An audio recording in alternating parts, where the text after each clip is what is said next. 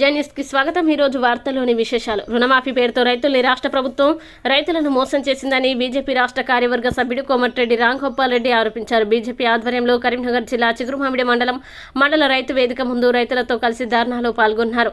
తెలంగాణ రైతాంగానికి ఏకకాలంలో 2 లక్షల రుణమాఫీ చేస్తామని కాంగ్రెస్ పార్టీ ఎన్నికల మేనిఫెస్టోలో చెప్పిన మాట తప్పిందని, కొద్ది మందికి మాత్రమే రుణమాఫీ చేసి చేతులు దులుపుకునే ప్రయత్నం చేస్తుందని రామరెడ్డి మండిపడ్డారు. రైతుల ఓట్ల కోసం రుణమాఫీ హామీ ఇచ్చి నిబంధనల పేరుతో అనర్హులకి చేసి రైతులను దగా చేస్తుందన్నారు. ప్రతి రైతుకు 2 లక్షల రుణమాఫీ లాంటి షరతులు లేకుండా వర్తింపజేయాలని డిమాండ్ చేశారు. రేషన్ పేరుతో, ఐటీ పేరుతో, ఉద్యోగస్తుల పేరుతో భార్యాభర్తను వేరు చేసి తలా లక్ష లాంటి షరతులతో రైతుల్ని పథకానికి దూరంగా ఉంచేందుకు ప్రయత్నిస్తుందన్నారు. అదే జరిగితే భారతీయ జనతా పార్టీ రైతుల కోసం పోరాటం చేస్తుందన్నారు. అందరికీ